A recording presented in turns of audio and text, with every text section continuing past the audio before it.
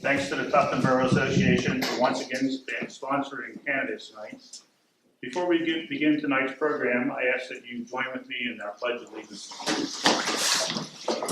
I pledge allegiance to the flag of the United States of America and to the republic for which it stands, one nation, under God, indivisible, with liberty and justice for all.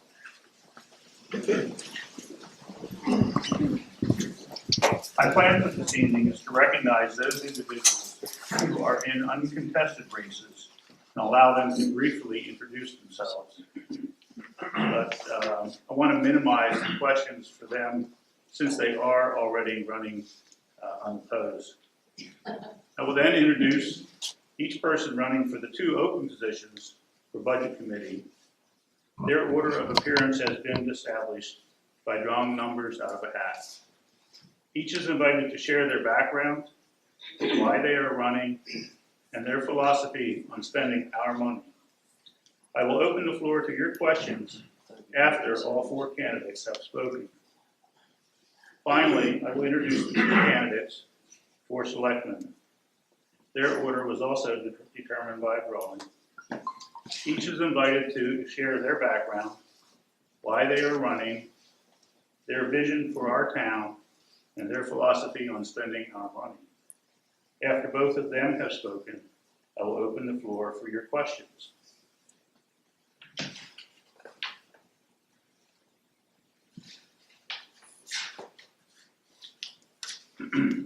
While we're on the topic of questions, to maintain order, I ask that no one speak unless I have recognized them. All questions and comments should be directed to me. Speakers should provide their name and area of town. For example, Linda Brinzer, Melvin Village. Please be courteous and speak to the issues, not the individuals. I will repeat each question so that all may hear and so we may capture the entire question for our video recording. I will then direct the question to the appropriate candidate. This forum is intended to provide you with information on the candidates and their views. It is not a debate. We'll follow the format of a question asked, question answer. Thank you for your cooperation. So without further ado, let me briefly acknowledge those people who are unopposed and basically already elected.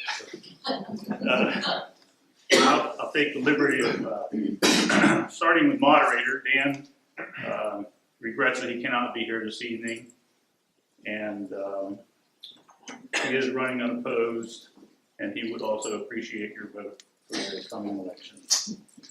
I have here, I don't know this gentleman, trustee of the trust funds, David Braun. David? I'm anxious to participate in Tufton Borough. Great, thank you. Susie? You just... Susan Weeks, cemetery trustee, hoping to continue with the big projects we've started and make some more improvements to our cemeteries. Library trustee, Gordon? Good evening, my name is Gordon Hunt, and I'm running for my, this would be my third term as a library trustee. Really enjoy the work, looking forward to hopefully bringing the culmination projects we've been working on for a long time, and I appreciate your vote and appreciate your support. Thank you. And Jack Whitmer for the school board. Hey, Jeff Whitmer, I'm running for 3 more years as your school board representative from Tufton Borough. I've been on the board since 1993, and I've been chairman of the Budget Committee and the Human Resources for the last 15 or 18 years, something like that. Biggest challenges right now for the school board are handling what the state is no longer giving us. The state has continued to take money away from the school districts, which unfortunately comes out of your pocket. One of the areas of concern is the retirement fund. The state, when the retirement fund was first set up, paid 35% of the total. Now they pay 0. And that's happened over the last 7 or 8 years. There was a bill out there to add 15% from the state this year, but that was rejected by the legislature. So we're battling that, providing the best education we can for the kids, but still keeping the taxpayers in mind. Thank you. Thank you. Okay, could I ask the three candidates that are here for the budget committee to please come forward?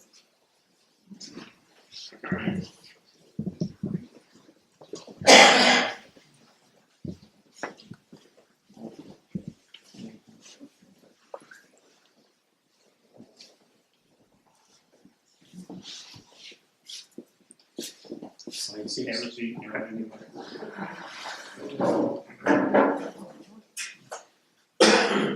And again, by the luck of the draw, actually Chris winds up being the first speaker. So without further ado, All right. would you like the mic? No. I can make one. For those of you who don't know me, I'm Chris Sawyer. I'm running for the budget committee. A little bit about me. I'm an accountant. I have an accounting background. Do lots of taxes. I do a lot of financial statements, so I'm pretty intricately well versed with numbers.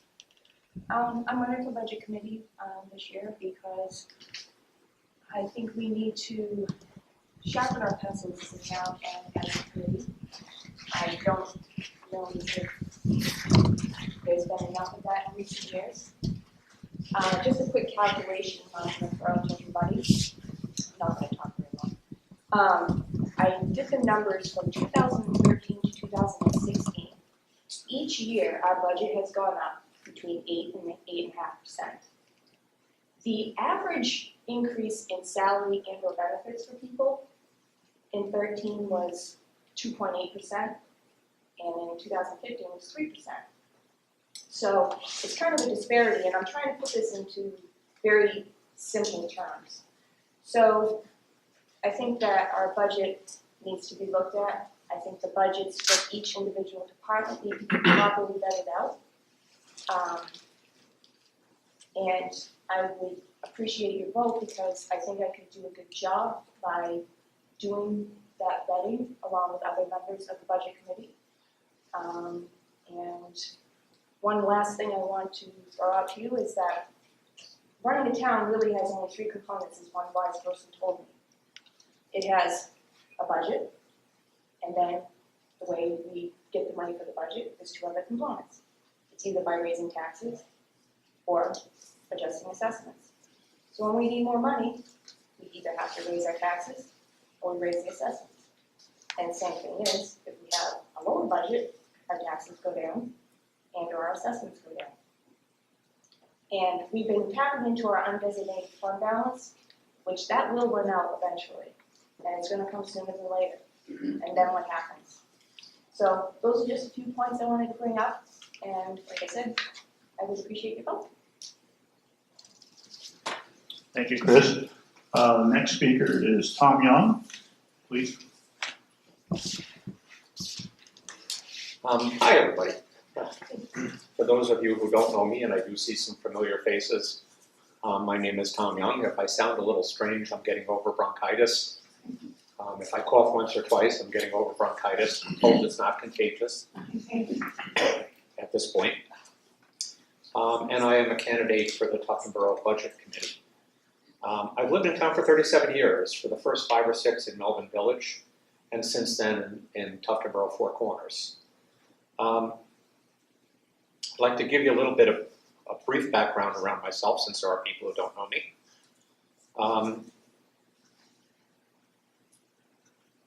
I'm 69 years old. I went to public high school, then college, got a bachelor's of science degree in mechanical engineering, a master's degree in ocean engineering, but I also spent some time in some accounting courses, mostly because I liked them.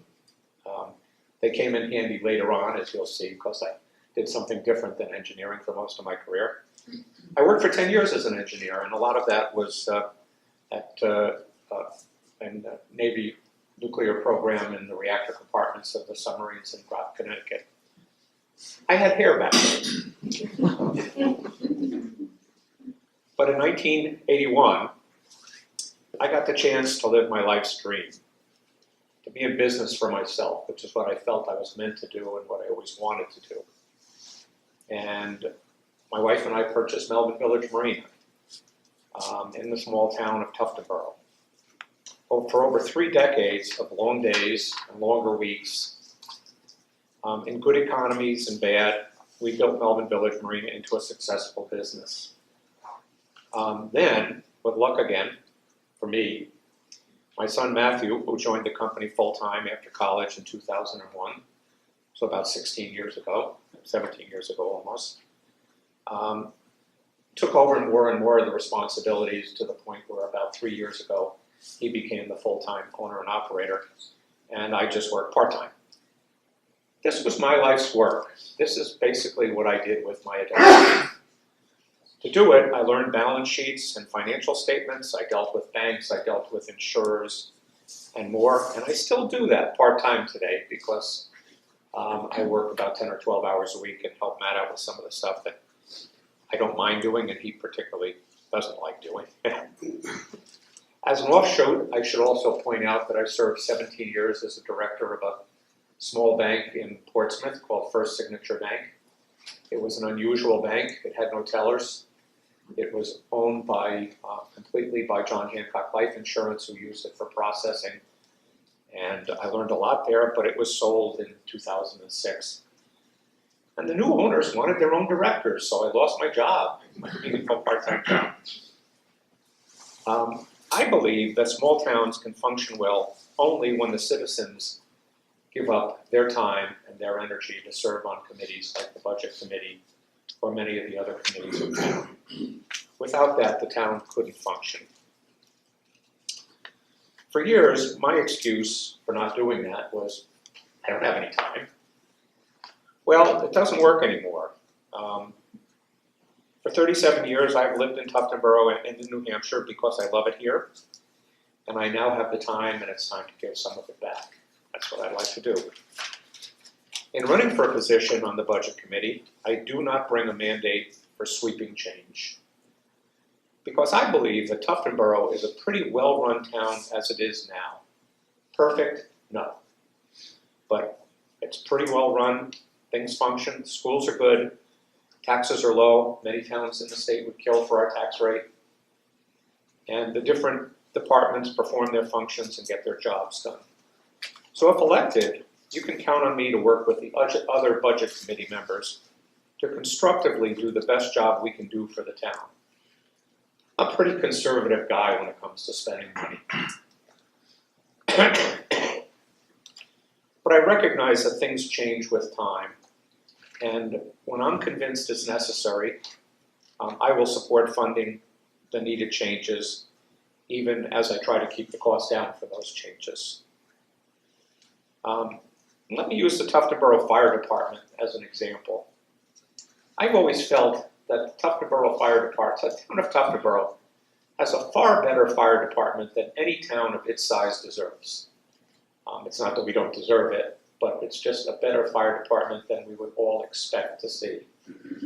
And that's because it has superior leadership, which attracts good volunteers with up-to-date training. But equally important with that is the town has provided funding when the fire department needed equipment, or engines, or buildings, and the town has done its part for the fire department. And that has worked well to everyone's advantage, and that's the way I would approach membership on the Budget Committee. In summary, my son, Matthew Young, who serves on the planning board in town, jokes that I live in what he calls my carry-out house. And his definition of that is, in other words, the house that I hope to live in for the rest of my life until they carry me out of it. He's probably right, barring something unforeseen. And that house is in Tuftonboro. And I'm going to stay there. And I ask for your support and your vote. Thank you. Thank you, Tom. The last speaker for the Budget Committee is Helen Hartford, and Helen is the incumbent running for re-election. I'm Helen Hartshorn, for those of you who don't know me. And I am running for a re-election on the Budget Committee. This would be my second term. I've worked to do the best I can to balance the spending that we have for the town, so that the tax rate stays as low as possible, and yet we're funding the services that we all expect the town to pay for. When I joined the budget committee, I did put together a couple of graphs that helped me to understand better the town's spending by department and by expense type and over the last period of years. And I guess they were really liked because they've been in the annual report for the town for the last couple of years. So I feel that I did make a contribution in that area. I've also served on the Capital Improvements Project Committee for the last 5 years. And in 2014, I was a member of the Tufton Borough Library Advisory Committee. As for my background, after receiving an undergraduate degree in literature from Scripps College, which is a small women's liberal arts school in California, I received an MBA in finance from UCLA. And my career was in public accounting and corporate finance. I would be pleased to represent you for another 3 years on the budget committee, and I ask for your vote on March 13th. Thank you very much. Thank you, Ellen. Open the floor to questions. Does anybody have any questions for any of the budget committee candidates?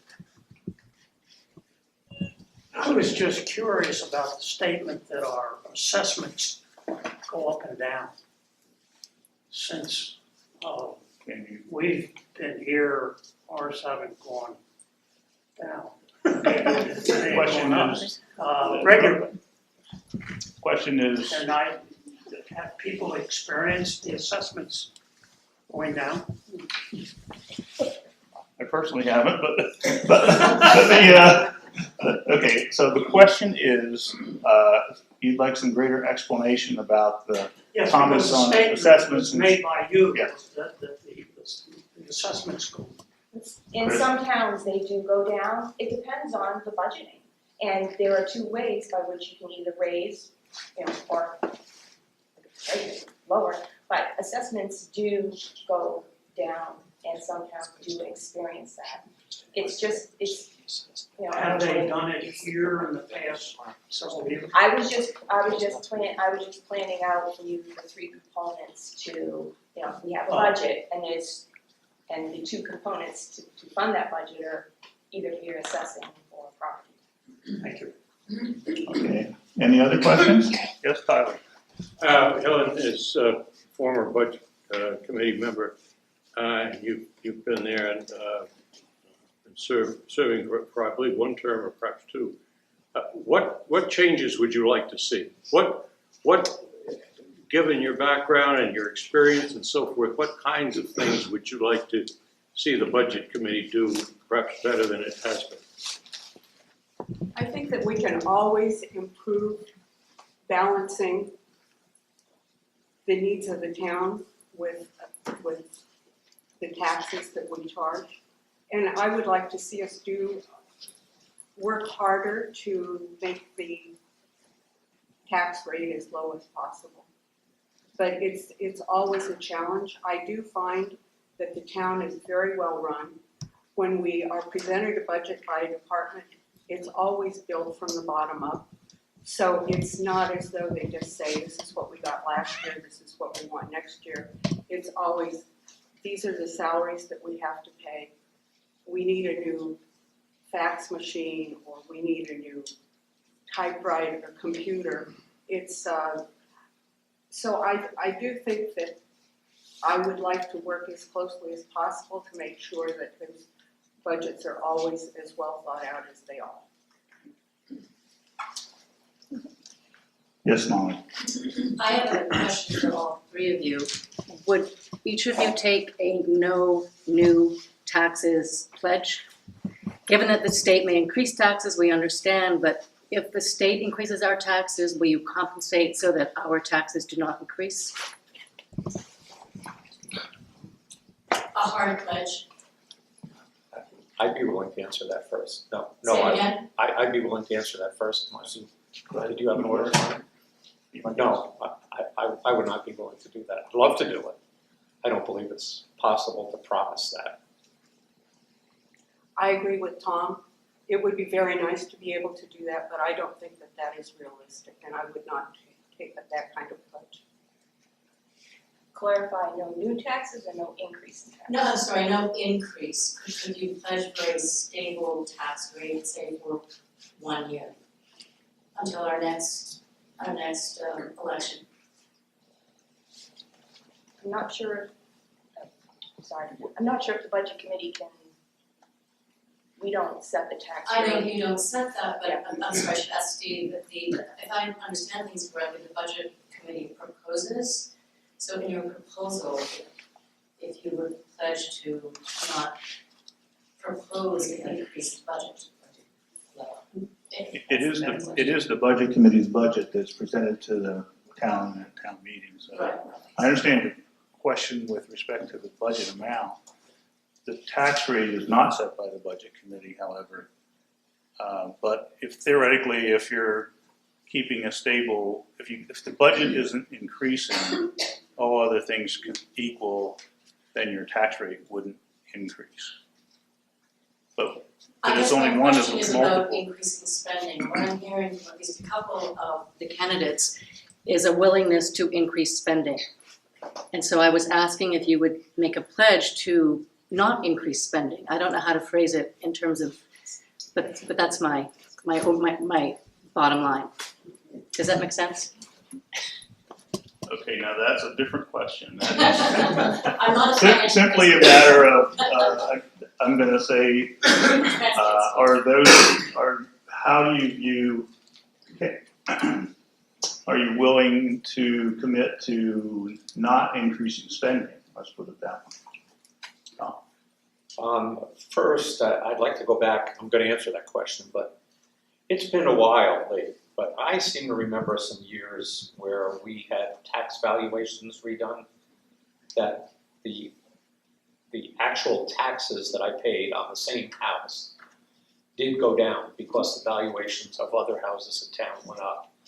So even though the town spent more money, the amount that some people paid went down.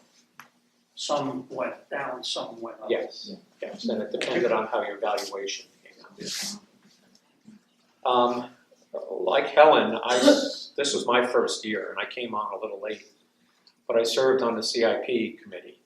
And the function of that committee is to anticipate the town's capital spending needs for upcoming years, for 10 years in the future. And there's a nice little graph that they use, correct me if I'm wrong, Helen, that attempts to estimate what the town's capital spending tolerance is. And based on that, this is not a committee that is there to say no. It's a committee that's there to look at what the different departments need. When does the fire department need a new fire engine? How much is it estimated to cost? What repaving do we have to do at the transfer facility? Things like that. And to allocate them into different years so you don't have wild spending swings. But the general trend of that is up. And your memory may be better than mine, maybe about 3% a year. That's right.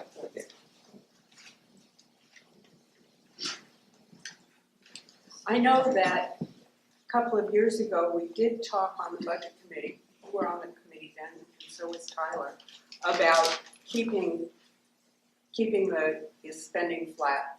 And it just didn't work because with inflation, with salary increases, then there was also the salary consultation that was done. It just didn't work to keep the expenses flat. And I just don't think that's a realistic approach to it. Chris, do you have anything to add? I'm not gonna commit to anything other than, I think that whoever you choose, there's 4 of us, Barry's not here tonight. My philosophy is to really look at the spending, like I said. these have been increasing each year by 8%. Not overall 8%, every single year between 8 and 9%, our budget continues to go up. And I know there's fixed expenditures, I get that. You know, it happens in real life, we all have a budget that we need to stay to. I just think that we need to, and the whole budget committee, you know, it's not gonna be one person, because one person doesn't change. If there's, you know, 7 people on the board, it's gotta be a majority. But I think what needs to happen is we really need to look at every single segment of the budget and make sure that we are spending appropriately and within our means. If I get elected, that would be my goal. Like I said, I would be one out of several people. But like I said, that's what really should happen on any level, on any board. When I was on the planning board, you know, we had to look at our budget. And, you know, I didn't realize that the money that wasn't spent, but you know, went someplace else and didn't go exactly where I thought it would. I didn't know that, and I was on the planning board for a really long time. So sometimes, you know, even though you see these people that are involved in the town, not always do we have all the facts. Not always do we know exactly where every dime goes, and every dime of our own particular department budget. You know, people should be asking questions, and that's one of the reasons why I want to be on here, because I really want to see where it goes. You know, and get more educated. It'd be great for me. Then I can talk to people, and I'll know. Chris, you'll be happy to know that the budget increase for next year is 4%, not 8%. We don't know that yet, it hasn't been passed. Any That's other what's proposed, so unless somebody adds to it, it'll be 4% over last year. Tyler? I would just like to help the question. I think the question properly should be, are you committed to controlling those costs that are controllable? We get more and more costs pushed at us from Concord. Those are not controllable costs. They will increase the budget. But I think perhaps what I'm reading into the question is, would you be agreeable to keeping a cap on controllable costs? There are costs that we can control. There are costs that can be paid out over a period of time. There are different ways of handling that. But there are costs also that come at us, both from the federal government and also from Concord, that are not controllable. And those are, so it's unfair for anybody to say that they will keep everything flat. It's not possible. Yeah, do you have any comments? I would absolutely be willing. I think all 3 of us said that we would be absolutely willing to work for that. That, you know, we want to start looking at the baseline and build the costs up from the bottom, not just say this was our budget last year, let's add 4% or anything like that. But on the costs that are controlled, absolutely. And I don't think anybody else here is going to disagree with me on that. What are the controllable costs? Sorry. I'm going to defer to the existing budget committee. I think that that's just too broad a question. Can you, sorry, Go ahead, Mom. can you name an area in which we do have controllable costs that you would be willing to make an effort to keep them level? I'm not familiar with the ins and outs of the budget. Well, I've always worked to keep things as reasonable as possible. And that's about all I can pledge you. Okay. Any other questions? I have a question. Max? Max Ledoux, Tufton Borough Corner. I've been to almost every single budget committee meeting in the last 2 years. And in general, every single budget that comes before them that's sent to them from the selectmen, the way it works, the selectmen send them a proposed budget, they vote on it. Almost every single, certainly this year, almost every single budget passed with probably 5, 6 out of 7 votes. Every single one. So my question is, Helen, when did you try to rein in spending? Did you vote against anything? I believe I did vote against some things, but I also feel that the department heads and the selectmen were very careful in putting out a budget that did not overspend in any areas. I feel that the town is very well run, and I feel that the budgets are very well stewarded and that they are very well put together. Okay, any other questions? There being none, thank you three for coming this evening and for sharing your thoughts with us.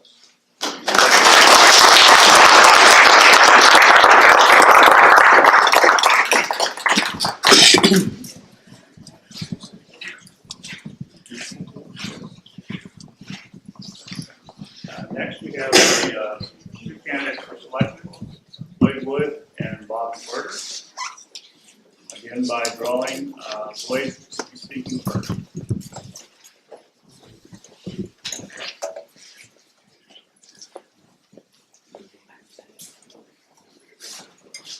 Good evening. First of all, I hope Dan's doing well. Some of us have been through that surgery and we just want him back on the feet as quick as possible. I hope he gets better in time for town meeting without crutches. I'm Lloyd Wood and I'm running for Selectmen. I'm asking you to vote for me again. I was born in Tufton Borough. When I'm asked, have I lived here all my life? I give the answer, not yet. I sit here, I went to school here in this school, and I can remember about 18 years ago, my brother's boy was 5 years old, and they were moving back to Tufton Borough, and he goes, Lloyd, my dad says that you and he and your brother went to Tufton Borough Central School. I said, yeah, that's right. He says that when you went to school here, there were 4 classrooms. And I said, yeah, that's right. You visited the other day. What do you think? And he goes, it's just a little cherub creature, goes, well, in case you haven't been there recently, they divided those rooms up a whole bunch of times. I went to Kingswood, graduated in 1966, went to UNH, started out in engineering, ended up in political science, government, had a chance to work in public safety for a career in a number of different areas. About 10 years in 1980, I decided to go for a master's degree. And the best advice my chief gave me, he says, don't major in criminal justice, minor in it. Major in public administration. If you can manage money and manage people, you can work in the private or the public sector. Best advice he ever gave me. Thoroughly enjoyed it. I graduated with a master's degree in public administration.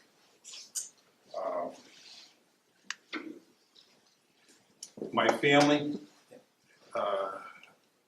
has served the public. I've served the public. This is a great town. It's where my friends and family are. That's why I moved back here.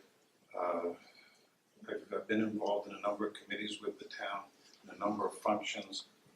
Every day, it's nice to see smiling faces, kids. There's so many great days here in Tufton Borough. I was on the budget committee for 17 years, chairman for 3. I was on the capital improvement committee. I've worked on a number of other committees in town. I continue to work on committees in the area, like the TAC committee, the technical committee of the Lakes Region Planning. They are a tremendous resource. I'm rather fortunate. Not only have I worked for the town, I've worked for the county, and I've worked for the school district. A couple of things I'd like to point out, if I could. Budgets. I'm here to tell you I'll continue to what I've done in the past. Every single bill that comes across the desk gets read by me. I've attended every single meeting, haven't missed a one. I listen, and if I don't know something, I research it and go get the answer. If anybody, and several people here over the years have asked me questions, and I've gone and researched it, and have told them what I have found out. Budgeting is very, very difficult. Let's talk about assessments. Assessments are based upon real estate values. They're set by the state of New Hampshire. We went through some reassessments in the last decade. Lakefront property went up. They were very happy about it. Some backland went down. They were very happy about it. That is determined by the state of New Hampshire.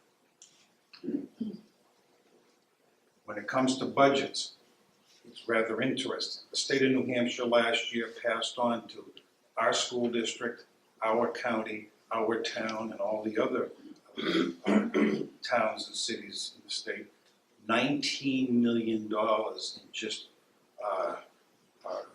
retirement costs. Jack mentioned those individuals in the legislature have not been our friend. And I'm not afraid to speak to one of them at a time over coffee and mention that they need to think of the big picture. We have people that came to work in Tufton Borough and the school district and the county, and the agreement was, this is what your retirement package is. For example, fire and police don't pay into Social Security. Nothing. And back then, what the government paid was, their retirement was less than if they were paying Social Security. That's changed. And that's a challenge for the people in the town hall. Let's talk about budgets. How many grants does the town of Tufton Borough get? Milfoil just had to redo the heating and ventilation system in the town hall and got a $2,800 grant there. Electricity, Lakes Region Planning worked on it, and we signed a new deal. It looks like we're gonna save an estimated $1,000 there. You know, $1,000 here and $2,800 there adds up. That's how you and I operate our personal lives. We don't make it all up in one day or 1 week. It's like dieting. We work at it every single day. Up at the transfer station, Clay Gallagher has only 2 days to take pictures, go on the computer, and get bids for the recycling. Time Warner put him off 50 times in 2 years. Wouldn't return his phone calls. And then when they did get him back, it's going to cost us $50,000 to put put the line in, and it's going to cost $500 a month for the computer service. Spectrum came in, and the president of Spectrum went to bat for us. He sent the guy down.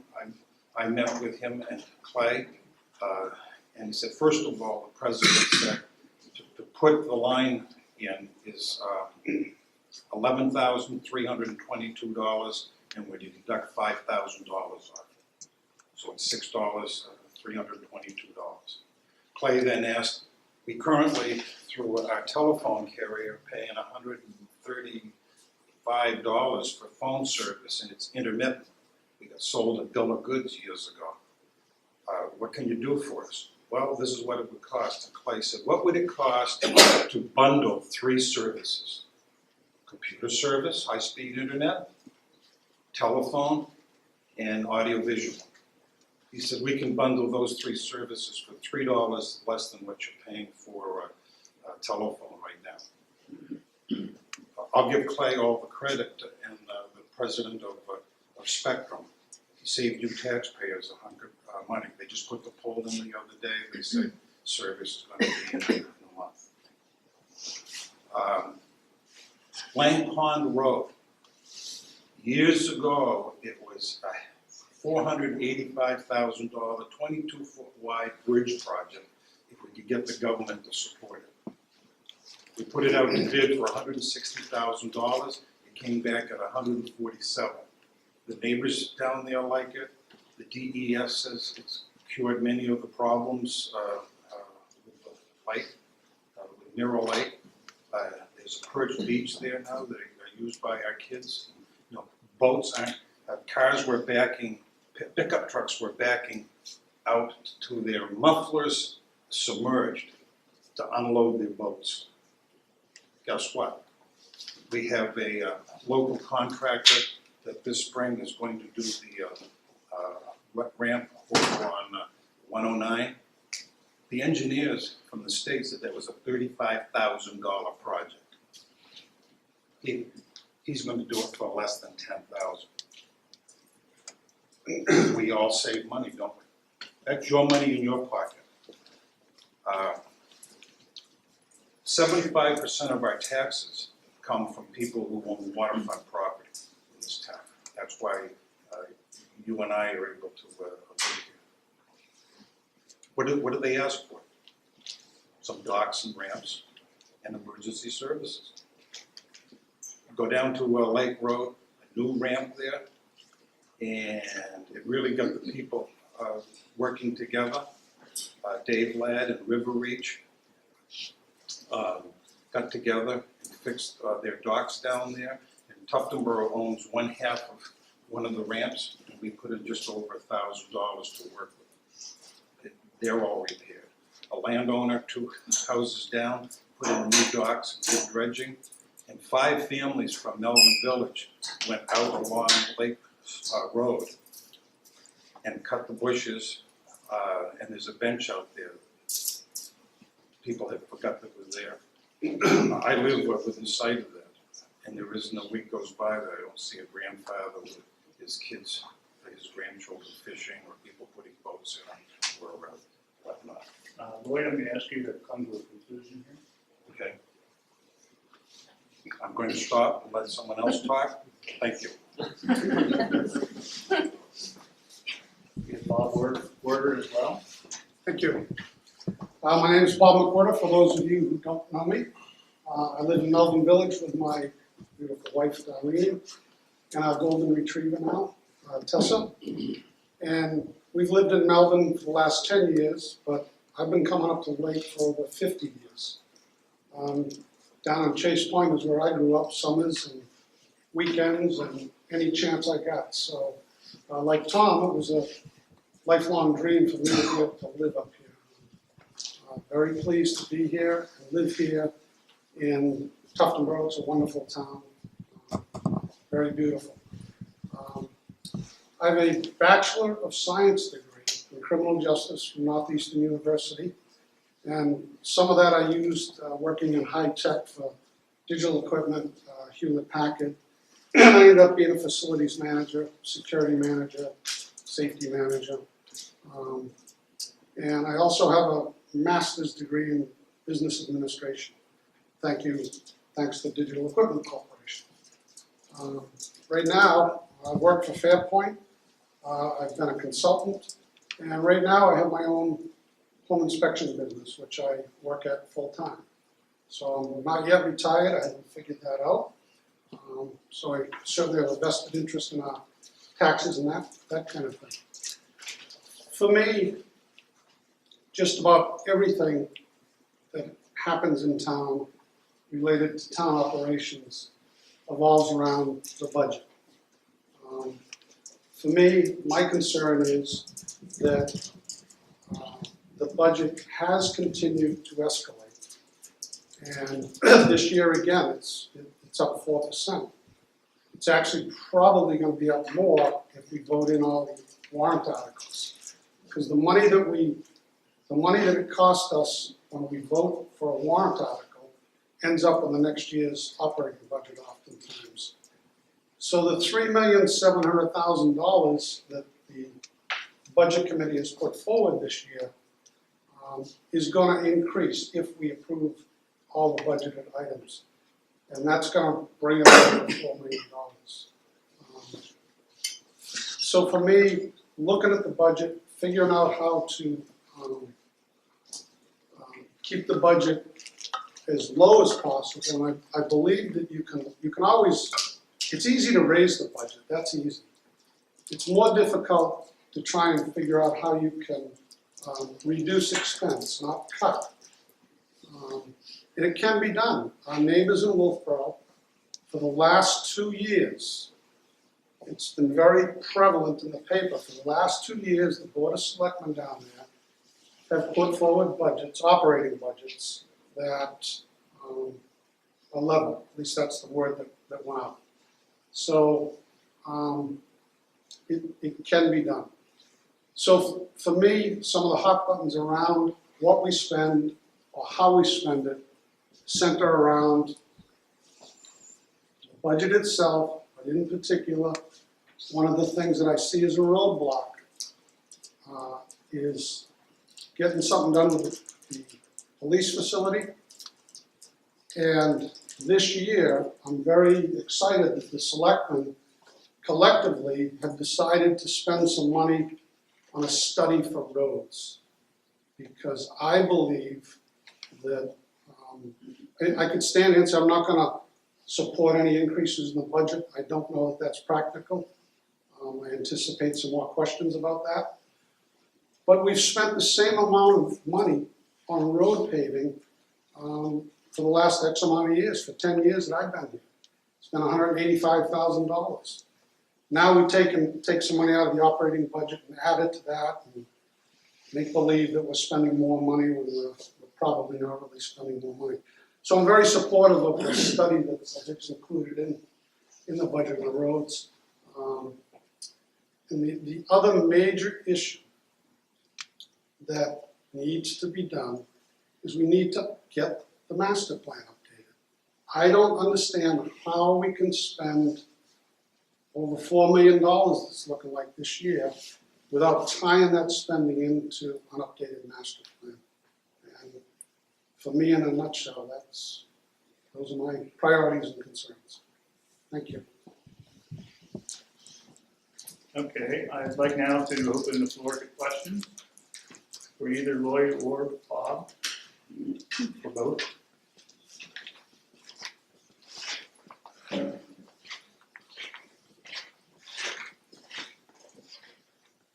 Bob? Question for the selectmen. In terms of an inflationary economy and the outside forces that come in from state, county, et cetera, how can you look at a budget for Tufton Borough in terms of controlling costs and either flatlining or whatever you may want to call it, when you're up against inflation and you've already created the asset that you have here, which is going to be created from out and kept up with outside forces? How is it possible that you could ever even consider a tax that wouldn't increase? Economically, I can't see how that's possible. Did everybody hear the question? Bob, if I could rephrase what you said, you want to know how is it that you can have a level budget from one year to the next, given the everybody is obviously interested in lowering taxes. I mean, I could hear that wherever you go. The only way you can lower taxes in an increasing economy and inflation is to cut services. I guess what I'm asking, what services would you cut to keep taxes not increasing over the next couple of years? Okay, and your question was for either Either, Bob or for a response from either. Bob? So I'm not gonna say I would flatline the budget. I don't know if that's kind of what you're talking. I know that was one of the questions. So I would never sign up for that. And the reason I wouldn't sign up for that is because of what you're alluding to is that there are so many expenses that we can't control. I certainly would commit to not increasing spending the best we could. But as I thought about Molly's question and think about your question and talk about inflation, a lot of that work gets done in the CIP with some of those charts and the guesstimates, but they're helping to see where things potentially are going. But I believe the town budget is what, maybe 25% of 30% of our tax burden. And then we have the county, and then, no offense, Jack, but the school is the biggest chunk of tax burden that we have. And we're fortunate that we have someone local like Jack down advocating for us, but it's one of those areas that I guess when I complain about things or point things out, and anybody does, I very rarely hear anybody saying, well, I'm on my way over to the county to talk to those guys and those folks about what's going on, down to see Jack's crew. So around that, trying to keep the tax rate, I think is what we're talking about, as level or even reduce it. I think maybe as an elected official, we might find it necessary to encourage more people to participate in those kinds of things. And the biggest, as far as the impact on the total tax rate, the town stuff is 25-30%. So doesn't mean we shouldn't work on it. And I'm concerned about it. If we approve most of the warrant articles coming up before us, if you just take what they're going to cost and plug them into that 3.7 number, we're going to be up over $4 million. And it's not like we can look at the budget and go, oh gee, you know, it was up 10 grand last year and 20 grand and 30 grand. We're talking about hundreds of thousands of dollars in increases over a 5-year period, and if you go into a 10-year period, I'm sure it's closer to $1 million.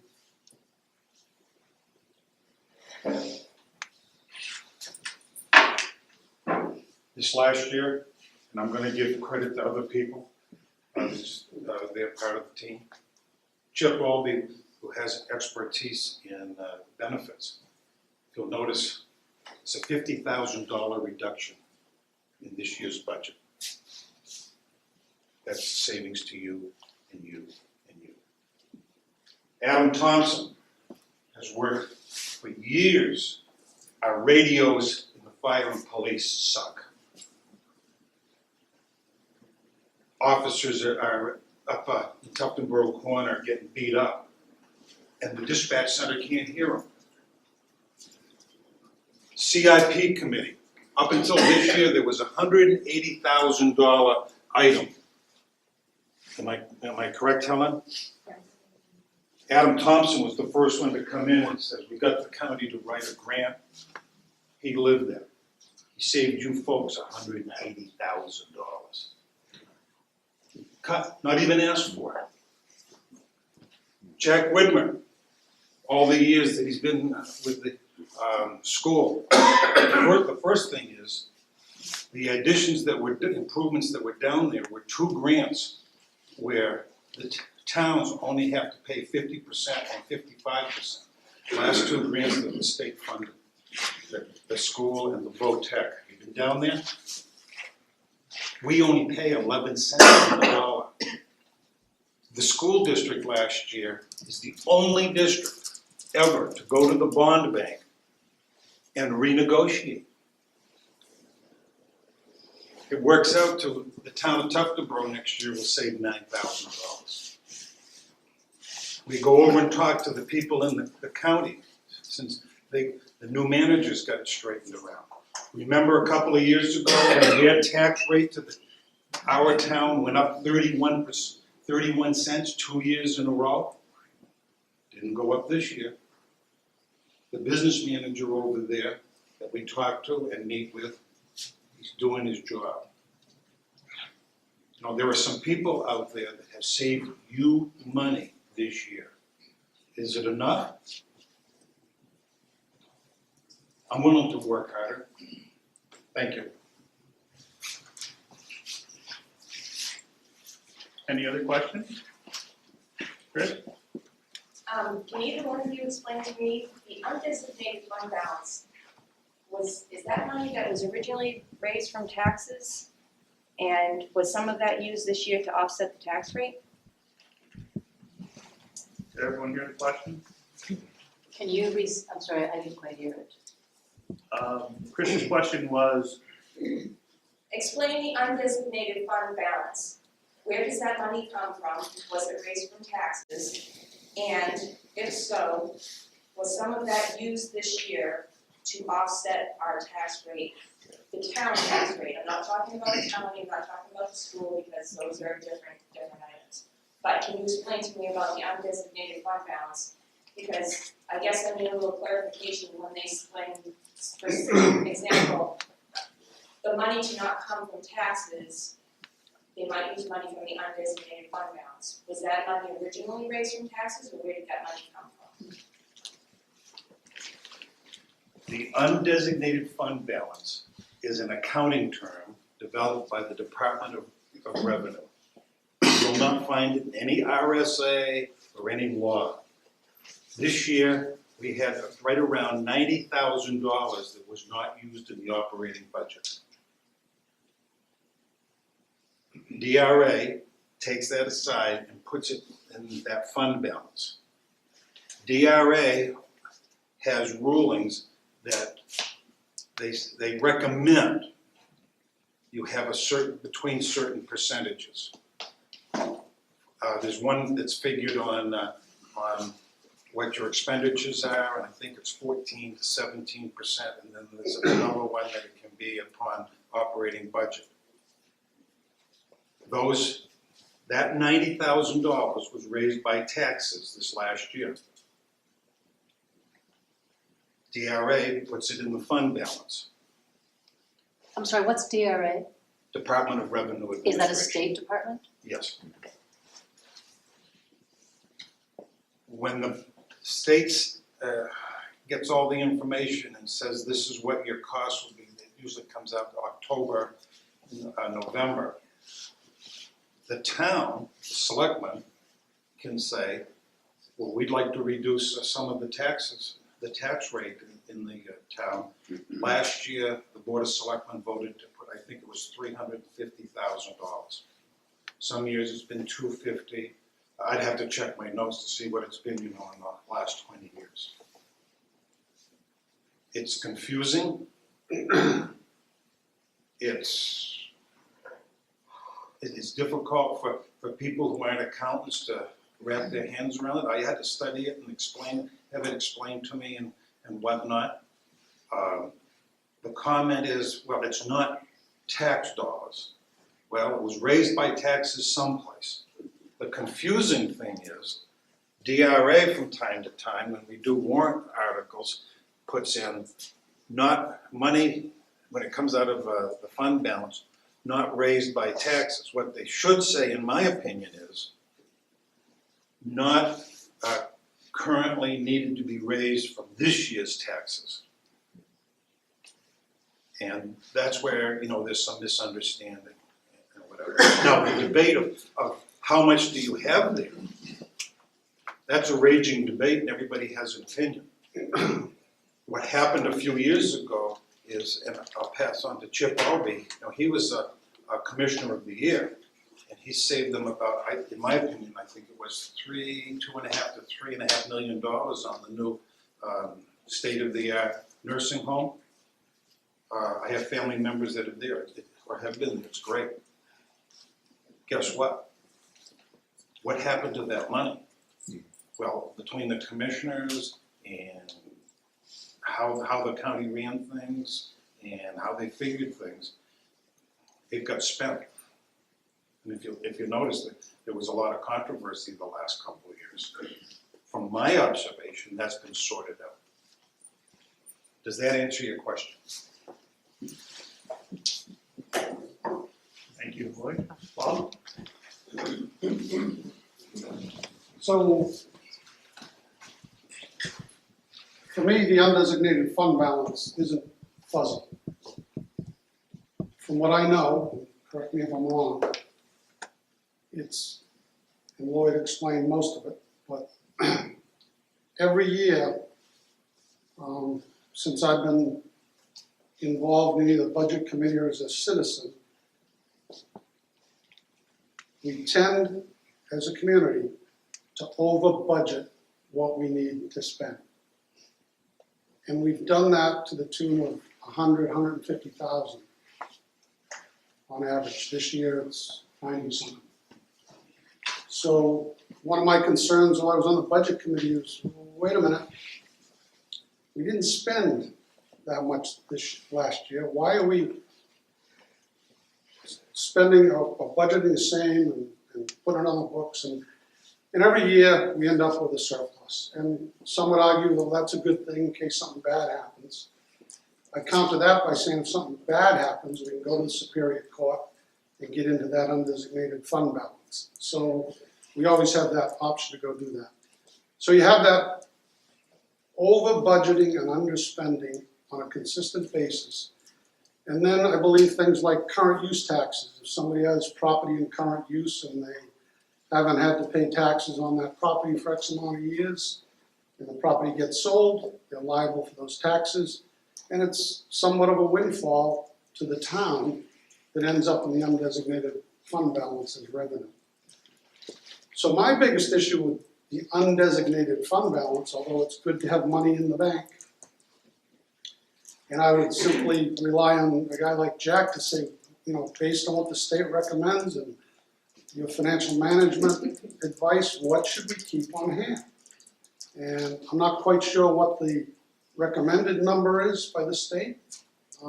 Since I've been around, it's been $1 million, $1.2 million, $1.4 million, and I think it's down below $1 million.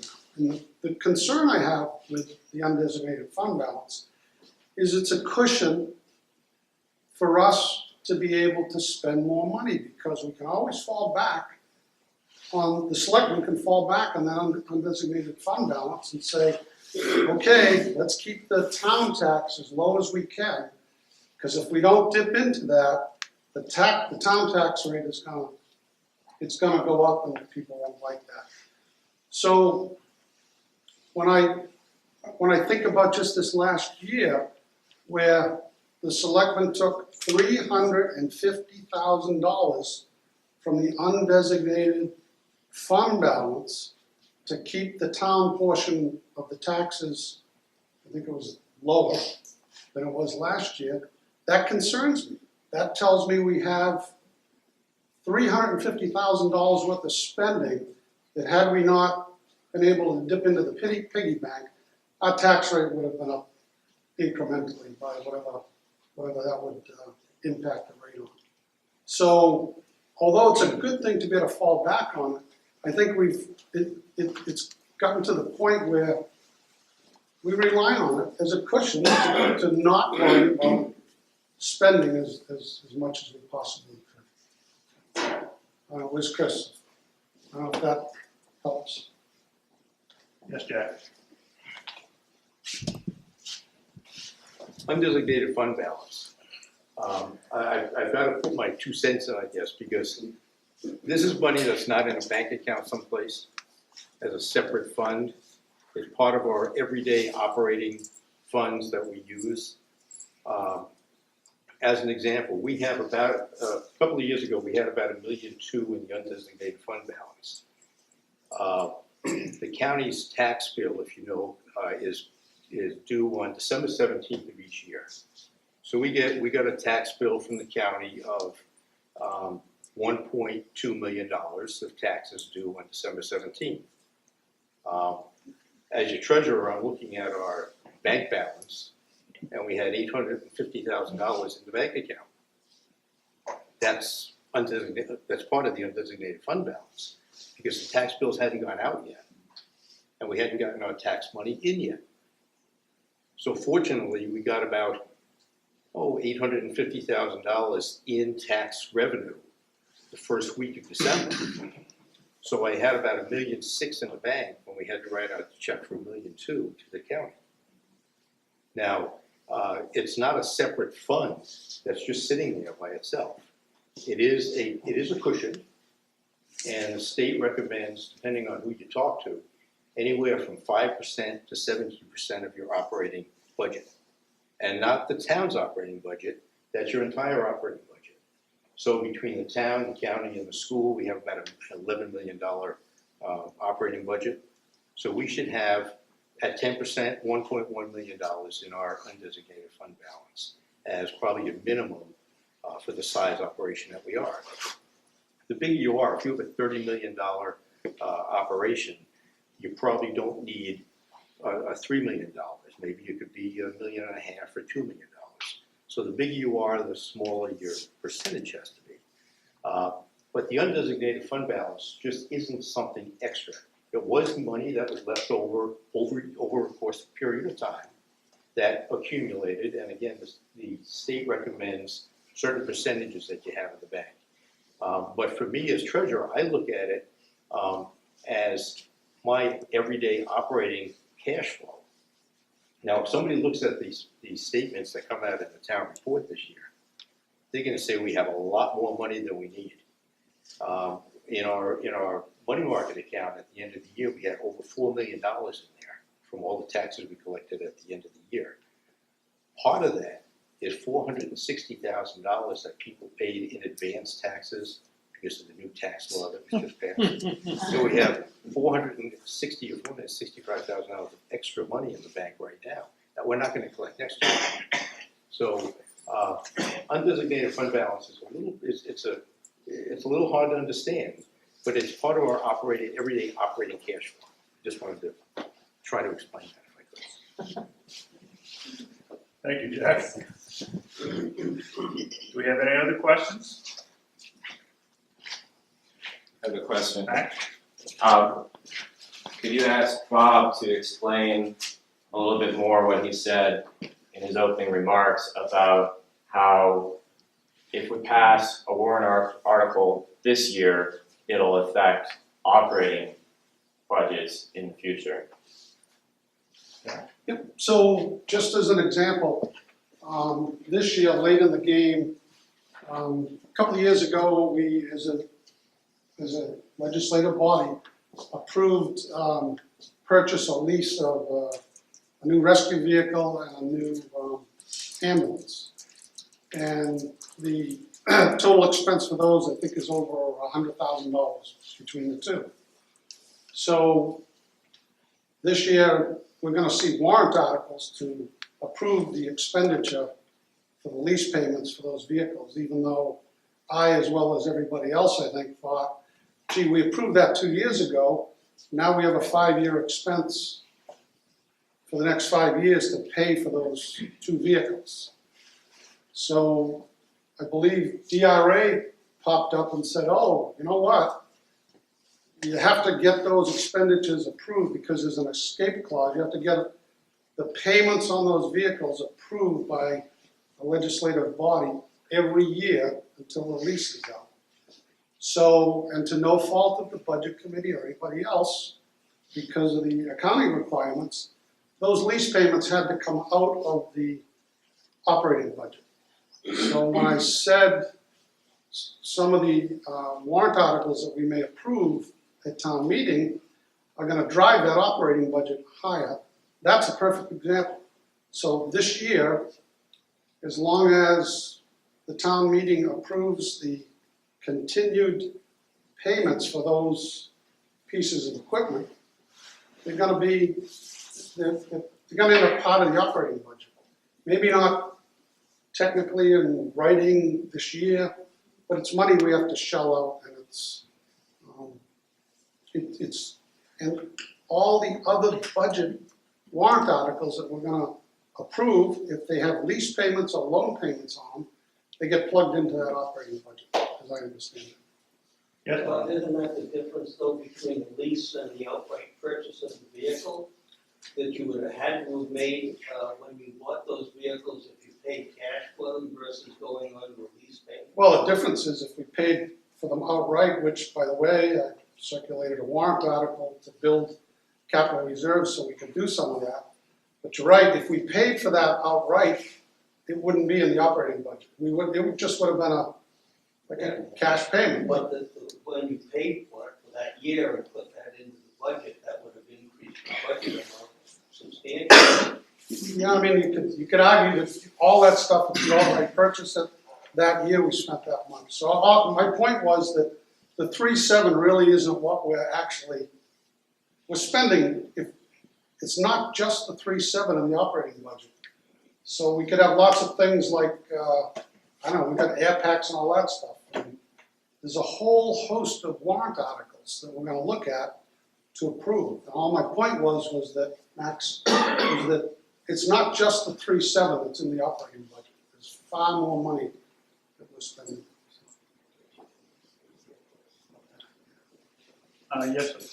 Do we know if we approve all the warrant articles, what the total budget would be? Does anybody have that figure? I haven't calculated it, but, and it would depend, and Lloyd probably knows more about it because he's in the driver's seat, but I'm guessing it would depend on whether some were by lease, some were by purchase, and that kind of thing. But there's a lot of things in there that are probably one-time hits. So if you just took the warrant articles and looked at how they're gonna fund it, some might say raised from taxes, some might say from the undesignated fund balance.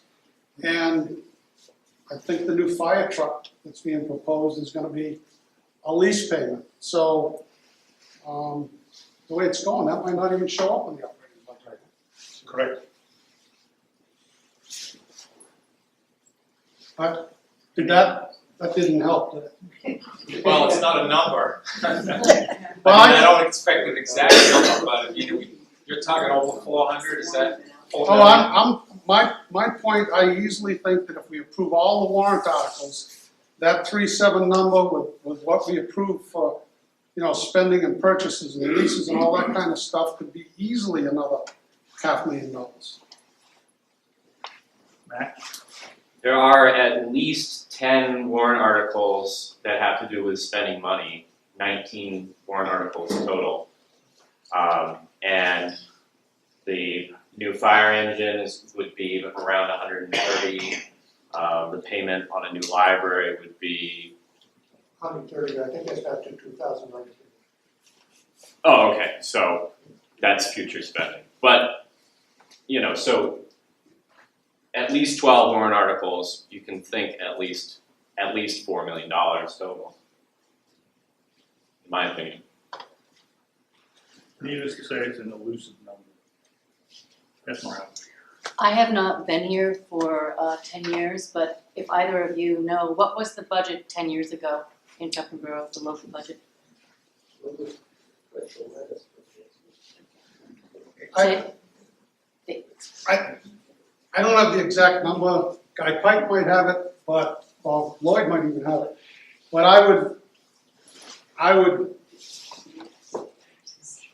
I'm guessing it's in the 800 to $1 million. It's increased in the last 10 years. 800,000 to $1 million. That it's increased? It's increased.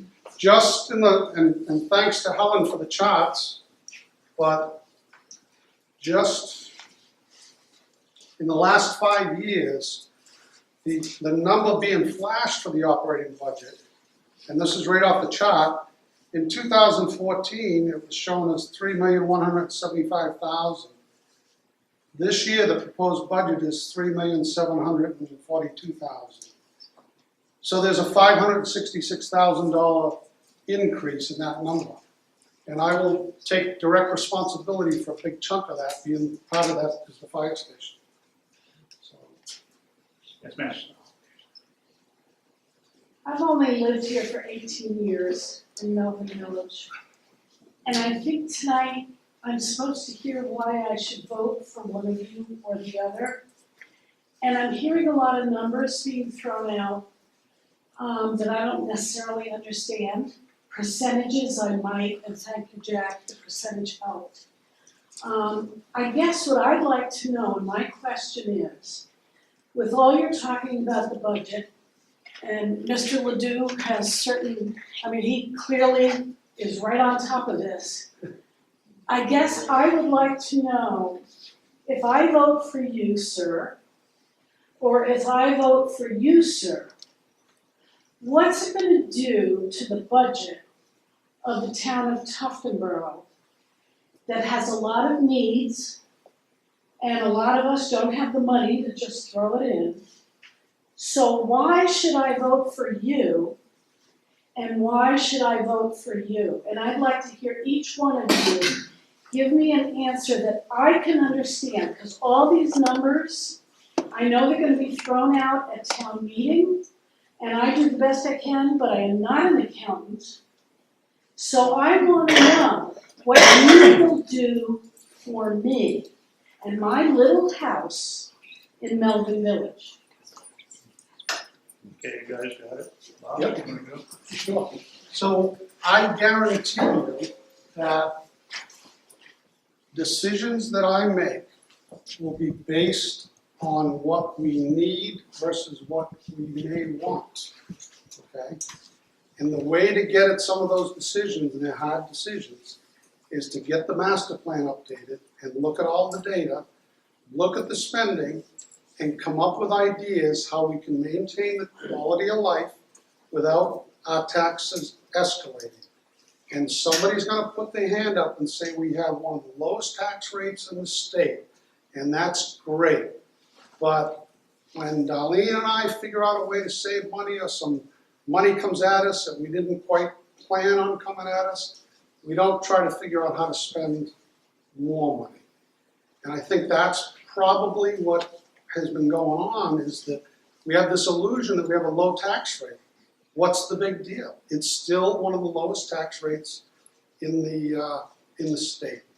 So when I've talked to people, when I continue to talk to people, and I appreciate you asking the question, and I hope you'll call me up, or I hope you'll vote for me, and if you vote for me, and you don't understand what I'm doing, or what I'm trying to do, that you'll be knocking on my door, asking me to explain it.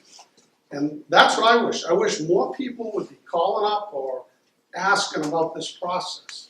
Because what I'm finding out is a lot of people, they don't understand that we now have our own ambulance. Or that the history of our spending, and how many policemen we have. That we don't have a policeman on duty 24 hours a day. So there's a lot of things that people should be more responsible about understanding, and unless you ask, you're not gonna know. But I guarantee you, I honest to God guarantee you, that decisions I make are first gonna be based on well-established needs. And that's why I mentioned the police facility. Have you been down to the police department? You betcha. You've been inside that office? Yes. It's embarrassing. And it's been for 10 years that I've been here, full time. It's embarrassing that we're still have to talk about what we're gonna do for the police facility. And those folks are the first line of defense, along with the fire folks. We took care of that. So I think more people need to ask the question. I don't know if that's a good answer for you, or if I can give you any more or not. But I'm passionate about it. Thank you. I might call. 603-930-3416. Thank you. It'll be in the paper this week. Good. Thank you, Bob. Lloyd? It's great to have questions. There's a lot of passionate people. I'm telling you, I spend the dollar like it's my dollar. And I'm pretty damn tight with the dollar. Perfect example is, we have to balance things. Worked with Chip and Bill this last year. We have responsibilities and contracts with our employees. We saved you. Somehow, $50,000 got saved. That should bring a smile to your face. It's not 100,000, it's not $1 million, but it's a beginning, isn't it? And you have my pledge. Thank you. Do we have any other questions? I'm sorry, just one more clarification. Max, what do The you master plan has been mentioned. some people might not know what the master plan is. What is the master plan? Wow. That's a fair question. So, what I know about the master plan is it's supposed to be a look-see at what we have today, maybe a little bit of where we've been, what we have for facilities, hopefully look at demographics. And the survey, the last attempt, I guess, was a survey out to people about all the different things that Tufton Borough has to offer for services, quality of life, all that, with Maxville, all that kind of stuff. And an evaluation of what we may need to plan for in the future based on what we either have today or our population, you know, how many kids we have, how many age brackets, that kind of stuff. And it really should be a guide to how we make decisions. And actually, CIP, the Capital Improvements Committee, is part of their charter is to map what's being proposed for future spending to the master plan. And we haven't had an updated master plan for, I don't know, where's Bill? How long has it been? 12 years. 2006 So we, is the current master plan. we're working off of a master plan that's 11 years old. So,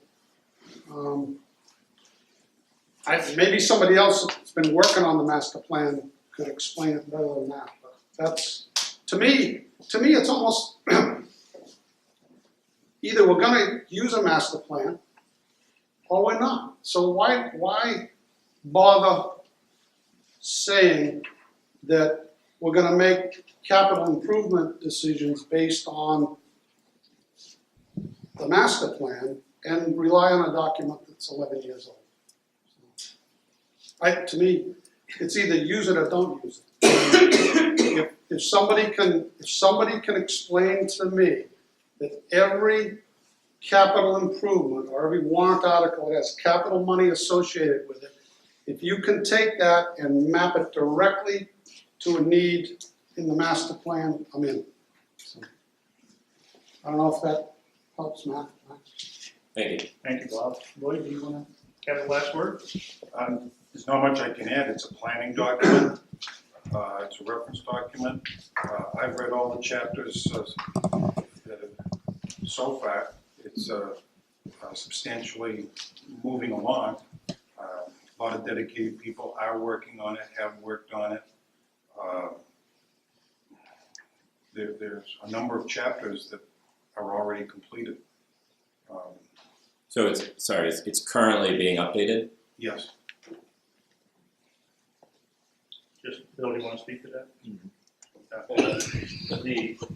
The update is ongoing. The draft of the update, complete draft, should be done around June of this year. Did you hear that, Max? About June. June of this year. The current year, yes. The draft. Okay, thank you. I believe there's a process that you go through. With the draft, there are public meetings that collect additional input before it is finalized. Can you hear that back in the back? So, Okay. All right. Are there any other questions? thank you. There being none, that would conclude this evening's program. Please encourage your friends and family as well as your neighbors to vote on Tuesday, March 13th, and to come to town meeting on Wednesday, March 14th. Just as a reminder for my friends from the library, there's another program on this Saturday at 10 o'clock on the presentation covering the proposed addition for the library. And with that, thank you for coming and have a good evening.